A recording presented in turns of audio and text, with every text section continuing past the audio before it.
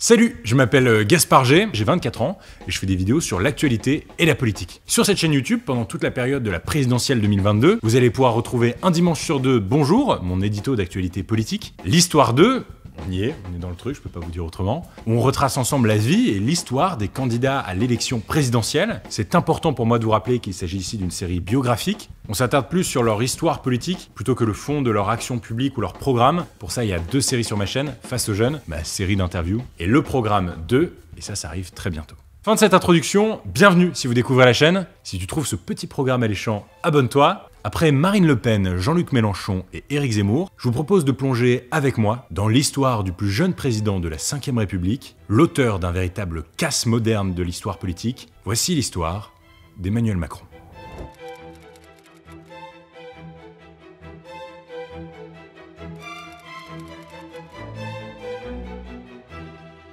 Emmanuel Jean-Michel Frédéric Macron est né à Amiens, en Picardie, le 21 décembre 1977. Son père, Jean-Michel Macron, est professeur de neurologie au CHU d'Amiens et responsable d'enseignement à la faculté de médecine de la ville. Tandis que sa mère, Françoise Noguès, est médecin conseil à la sécurité sociale. Ce couple de médecins a eu 4 enfants. D'abord, une petite fille tragiquement décédée à la naissance, puis Emmanuel en 1977, Laurent en 1979, qui a suivi la voie des parents puisqu'il est aujourd'hui radiologue, et Estelle en 1982 qui a suivi elle aussi la voie des parents puisqu'elle est néphrologue. Cette famille de médecins peut justement se poser la question « Président de la République, mais qu'est-il donc allé faire dans cette galère ?» C'est donc à Amiens que grandit le jeune Emmanuel, et de la 6e à la 1re, il est scolarisé à la Providence. Un établissement privé, catholique, fondé par la congrégation des Jésuites. Il vit alors une enfance plutôt heureuse. Il pratique notamment le piano pendant 10 ans au conservatoire d'Amiens. Il a d'ailleurs obtenu le 3e prix du conservatoire.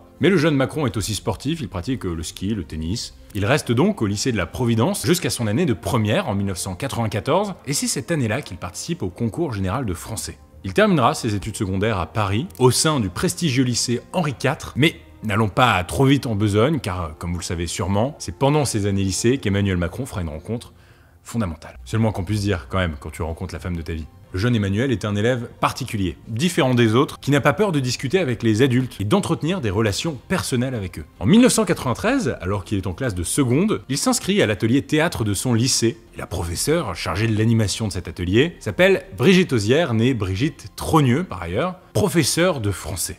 Le lycéen est séduit par la professeure. Et il semblerait que ça soit un peu réciproque. Mais elle ne se résout pas à entamer une relation avec un lycéen, de 24 ans plus jeune qu'elle. D'autant plus que, elle est mariée quoi. Mais le jeune Macron est déterminé et il parvient à séduire sa professeure, notamment au cours de séances d'écriture pendant lesquelles ils réécrivent ensemble cette fameuse pièce de théâtre, L'art de la comédie d'Eduardo de Filippo. C'est une blague. Tu peux me lire, Louis, l'auteur de la pièce de théâtre? Edoardo de Filippo. En français, ça donnerait quoi? Philippe. Mec. Mais voilà, les parents d'Emmanuel Macron veulent l'éloigner de sa prof pour le préserver de cette relation qu'ils pensent être impossible. C'est pourquoi ils décident d'envoyer leur fils à Paris, au lycée Henri IV, à la fin de sa classe de 1re. Et apparemment à l'époque, cette solution est mieux pour tout le monde, même pour Brigitte, qui l'incite d'ailleurs à rejoindre Henri IV. Avant de partir, le jeune Emmanuel Macron prévient sa prof que leur histoire n'est pas terminée et qu'un jour, il reviendra pour l'épouser. Le jeune Macron est déjà assez borné. Désormais parisien, il empoche son bac S à Henri IV avec une mention très bien en 1995. Après son bac, il ne quitte pas l'établissement puisqu'il intègre la prépa littéraire Hippocagne-Cagne avant d'échouer 2 fois le concours d'entrée hyper sélectif à l'École normale supérieure, l'ENS. Finalement, c'est en 1998 qu'il rejoint Sciences Po Paris dans la filière internationale avant de se réorienter en service public pour la 3e année. Dans le même temps, il obtient en parallèle un DEA de philosophie à l'université Paris-Nanterre en 2001 en faisant son mémoire sur les penseurs politiques Machiavel et Hegel. En même temps que ses études, il est assistant éditorial pour le célèbre philosophe Paul Ricoeur dans la préparation de son livre La mémoire, l'histoire, l'oubli. Et il rejoint également le comité de rédaction de la revue internationale Esprit. Et pendant ces années science-piste, comme on dit, Emmanuel Macron commence à se tourner vers le monde politique. Il milite notamment au mouvement des Citoyens, un parti politique proche du Parti Socialiste créé en 1993 par Jean-Pierre Chevènement. Il va d'ailleurs être stagiaire à la mairie du 11e arrondissement de Paris, aux côtés de Georges Sarr, membre du même parti que Chevènement. Après Sciences Po, il tente le concours et il intègre l'École nationale d'administration, l'ENA, pour 2 ans à Strasbourg, et il en sortira classé 5e de sa promo en 2004. Au cours de sa formation d'énarque, Emmanuel Macron effectuera 2 stages. Le premier à l'ambassade d'Abuja, au Nigeria, et le deuxième dans la préfecture de l'Oise. 2 salles, 2 ambiances. Bref, en 2004, Emmanuel Macron sort donc diplômé de l'ENA et peut entrer dans la vie professionnelle, ce qu'il va faire sans attendre.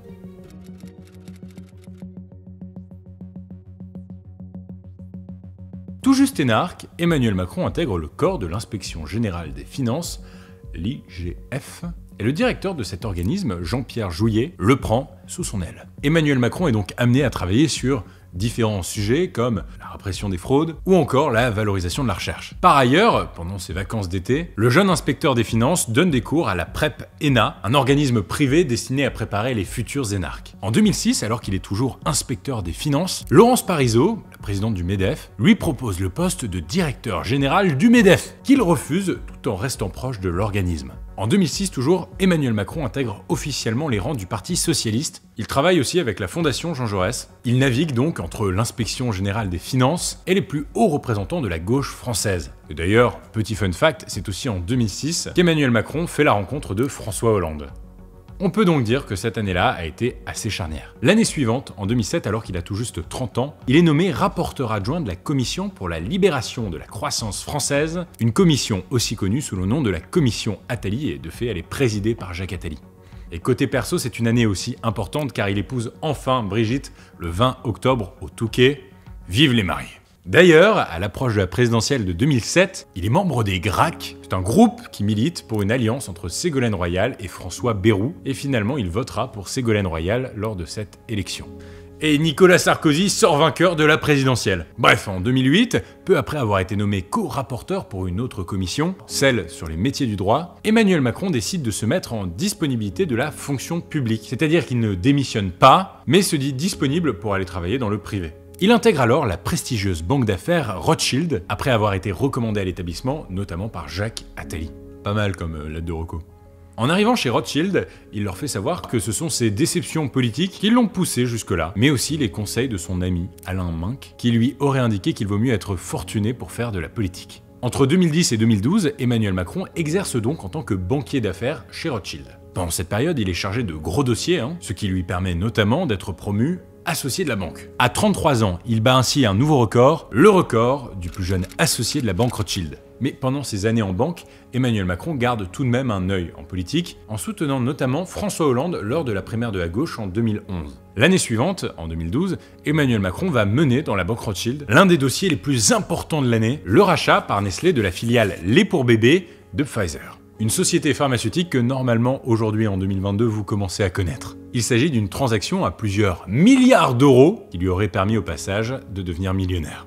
Sympa dans une vie, à un moment donné, ça tombe, t'es content quoi. C'est au moment de cette transaction qu'il mène avec succès que certains observateurs vont le qualifier de Mozart de la finance. Il aurait en effet gagné environ 2 millions d'euros entre 2010 et 2012. Mais le jeune banquier reste discret sur son passage dans cette banque, il n'en parle que très peu. Mais voilà, comme je vous l'ai dit, il avait soutenu François Hollande lors de la primaire de la gauche en 2011. Et ça a porté ses fruits. Le 6 mai 2012, François Hollande est élu président de la République et remplace alors à l'Élysée Nicolas Sarkozy.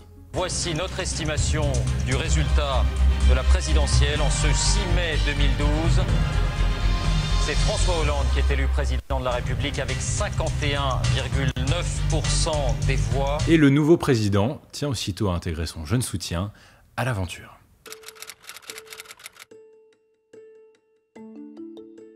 C'est à partir du mandat de François Hollande qu'Emmanuel Macron commence véritablement son ascension politique. Le 15 mai 2012, il est nommé secrétaire général adjoint de l'Élysée. Pendant 2 ans, il est amené à travailler sur différents sujets de nature économique, notamment en réfléchissant à un plan visant à passer aux 37 heures de travail par semaine en France, ou encore à augmenter les impôts pour les plus fortunés. Pendant cette période, dans le microcosme du gouvernement, on sent qu'Emmanuel Macron a de grandes ambitions. Et des tensions entre lui et d'autres membres du gouvernement se créent. Par exemple, à l'automne 2013, il aurait envisagé de quitter son poste car il estimait que la réforme des retraites à laquelle réfléchissait l'exécutif n'était pas, je cite, à la hauteur. Par la suite, en 2014, François Hollande fait ce qu'on appelle un remaniement, c'est-à-dire qu'il change des membres de son gouvernement pour prendre un nouveau départ. Il est temps néanmoins d'ouvrir aujourd'hui une nouvelle étape. Et j'ai donc confié à Manuel Valls la mission de conduire le gouvernement de la France. Il nomme alors Manuel Valls Premier ministre en prenant la succession de Jean-Marc Ayrault, et le nouveau Premier ministre propose à François Hollande de nommer Emmanuel Macron ministre du budget dans le nouveau gouvernement. Mais François Hollande refuse, car Emmanuel Macron n'a jamais eu de mandat électoral. Alors, Emmanuel Macron quitte le gouvernement Hollande le 10 juin 2014. Vous inquiétez pas, ça va pas durer. En fait, il y a plusieurs raisons qui permettent d'expliquer son départ. Déjà, il est déçu de ne pas être nommé dans le nouveau gouvernement de Valls. Il veut aussi que les tensions montent sur les sujets économiques et financiers et qu'il n'obtient pas gain de cause. Bref, tout ça fait qu'il quitte le cabinet de la présidence pour retourner mener des projets perso. Et alors là, vous allez être surpris car Emmanuel Macron envisage vraiment de commencer une nouvelle aventure. Il veut créer une entreprise.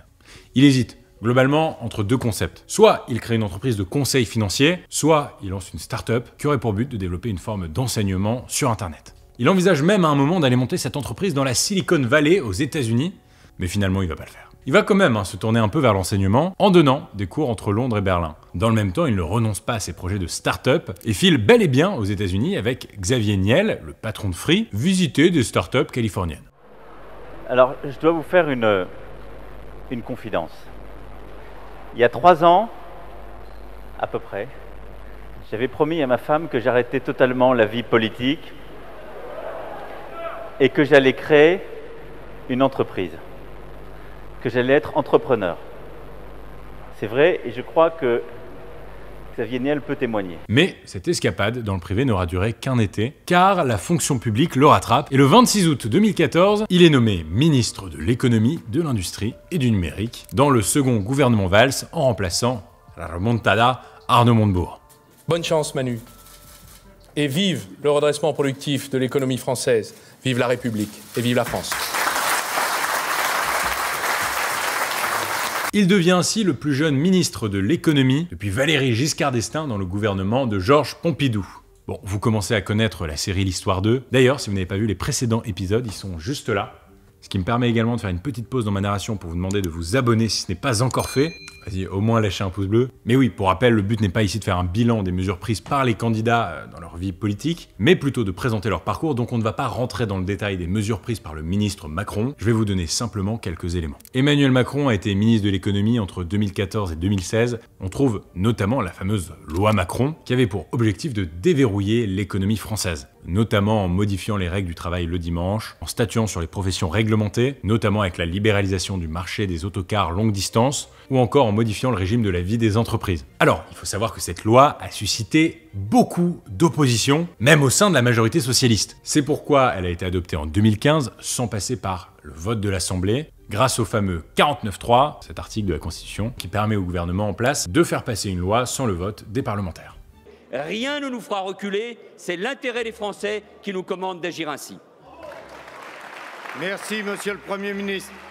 L'Assemblée nationale prend acte de l'engagement de responsabilité du gouvernement conformément aux dispositions de l'article 49, alinéa 3 de la Constitution.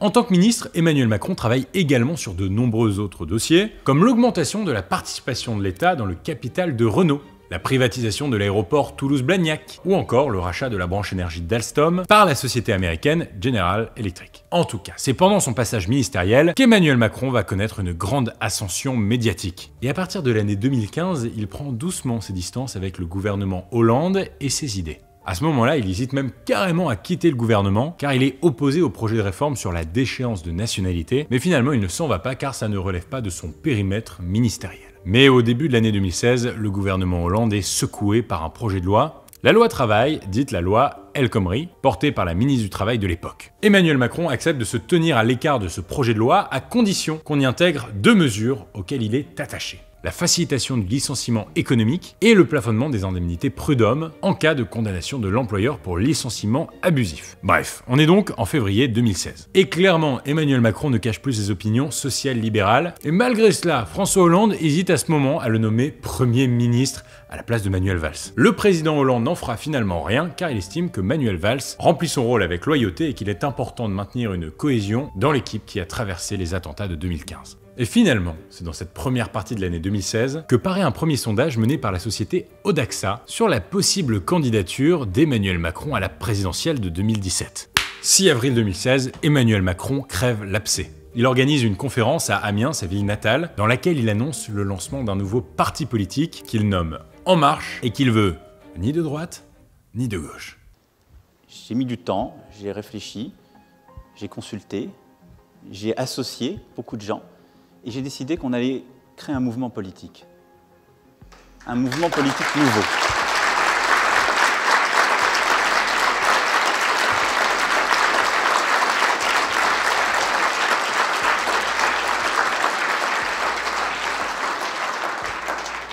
Un mouvement politique nouveau. C'est-à-dire, c'est un mouvement politique qui ne sera pas à droite, qui ne sera pas à gauche. Dans la sphère politique, beaucoup le soutiennent et voient en lui une nouvelle solution. Mais en revanche, dans le gouvernement, ça commence à sentir l'embrouille. Les questions fusent autour de François Hollande sur la fidélité de son ministre. Les tensions montent avec Manuel Valls, ou encore avec Michel Sapin, ministre des Finances et des Comptes publics. Et alors que le jeune premier séduit le public, son image se ternit un peu après la diffusion d'une altercation avec des syndicalistes sur son paiement de l'impôt sur la fortune. Malgré tout ça, il prend son indépendance avec le gouvernement, tout en restant, pour l'instant, ministre de l'économie. Il est par exemple invité par Olivier Carré, le maire d'Orléans, pour présider les fêtes de la libération de la ville par Jeanne d'Arc, et déjà dans son discours, il y a une ambiguïté. Certains pensent qu'en dressant le portrait de Jeanne d'Arc, il parle en réalité de lui-même. Jeanne n'est personne, mais elle porte sur ses épaules la volonté de progrès et de justice de tout un peuple. Elle était un rêve fou. Elle s'impose comme une évidence. Mais il parle de qui là? Malgré les pressions de Manuel Valls et de François Hollande, Emmanuel Macron quitte ses fonctions de ministre le 30 août 2016 pour se consacrer à son nouveau mouvement. François Hollande affirmera plus tard qu'il l'a trahi avec méthode. À ce moment-là, 84% des Français approuvent son choix, selon un sondage IFOP. Il est alors remplacé par Michel Sapin. Le voilà donc disponible pour entrer dans la course à la présidentielle de 2017.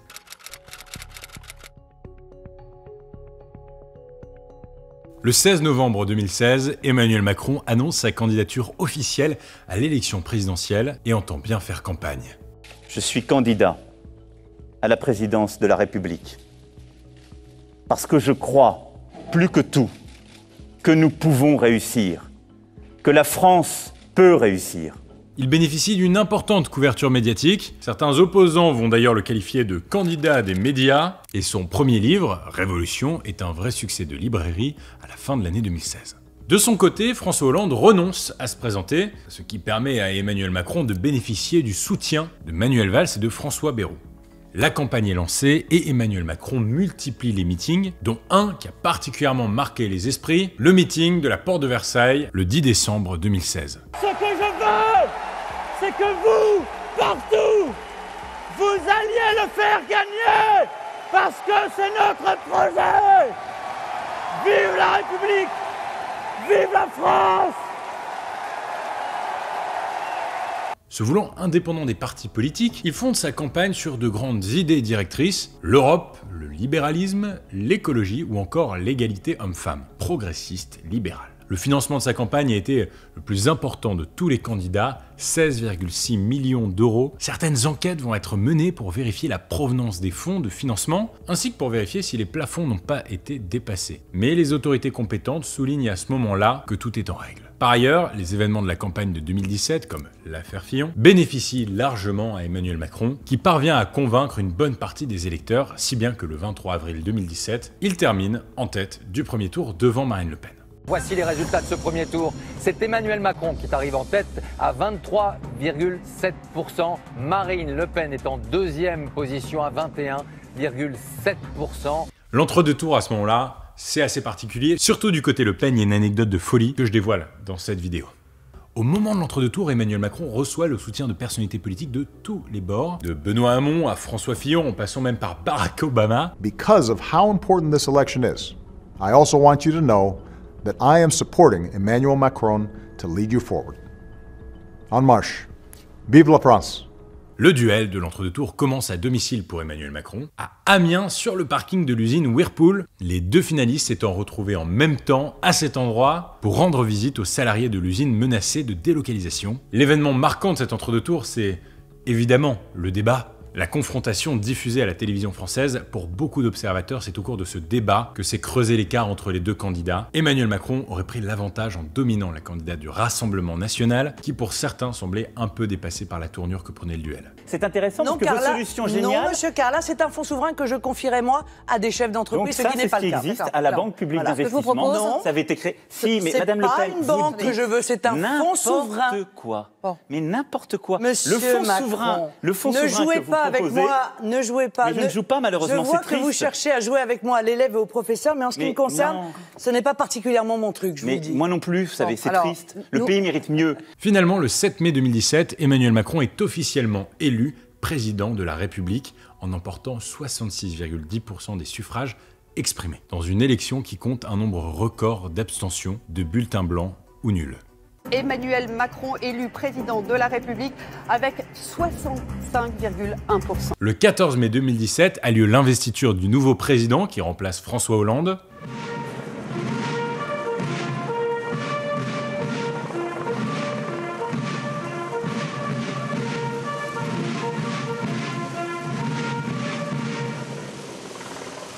Emmanuel Macron a 39 ans. Il est alors le plus jeune président français de l'histoire et même le plus jeune chef d'État élu démocratiquement. Il établit alors un gouvernement composé de personnalités de droite comme de gauche, en nommant Édouard Philippe, maire du Havre, Premier ministre. Alors, je le redis encore, le projet ici n'est pas de faire le bilan du mandat de Macron. Ici, on s'intéresse vraiment à sa vie. Cependant, on peut tout de même relever que son mandat est marqué par la crise sociale des Gilets jaunes qui éclate en janvier 2019, alors que le président annonce une hausse des taxes sur le carburant. Vous vous en souvenez sûrement, de nombreux Français prennent leur part dans des manifestations régulières. C'est cette vive opposition qui poussera le chef de l'État, a organisé un grand débat national dans lequel il est parti à la rencontre des maires de France pour prendre des mesures aux échelles locales. Une autre réforme va avoir des conséquences sur sa popularité, la réforme des retraites, qui était une de ses promesses de campagne et dont le projet va être abandonné en mars 2020 à cause de la pandémie. Car oui, on va pas se mentir, l'événement majeur du mandat Macron, on aurait pu penser que c'était les Gilets jaunes, mais ça restera bien sûr la pandémie de Covid-19, dans laquelle il prendra des décisions inédites, fortes, comme le confinement intégral du pays. Nous sommes en guerre. En guerre sanitaire, certes. Nous ne luttons ni contre une armée, ni contre une autre nation. Mais l'ennemi est là, invisible, insaisissable, qui progresse. Et cela requiert notre mobilisation générale. Nous sommes en guerre. Sa gestion de la crise va être défendue par certains observateurs et critiquée par d'autres, ce qui rendra sa personnalité extrêmement clivante. C'est d'ailleurs pendant cette période qu'il va remplacer Édouard Philippe par Jean Castex, alors que l'ancien maire du Havre venait d'acquérir une cote de popularité supérieure à celle du président. Pendant son mandat, Emmanuel Macron a accordé une grande importance à la communication, une communication très maîtrisée. Ses prises de parole étaient en général assez rares, même si la pandémie de Covid-19 a un peu déjoué ses plans. Mais pendant ces prises de parole, certaines de ces petites phrases jouent sur sa cote de popularité, on les surnomme les macronades, un président présent sur tous les réseaux sociaux de TikTok à YouTube, en passant par les traditionnels Twitter et Facebook. Son mandat n'est pas encore arrivé à son terme, le temps du bilan viendra, mais ça sera pour une prochaine vidéo. C'était l'histoire d'Emmanuel Macron.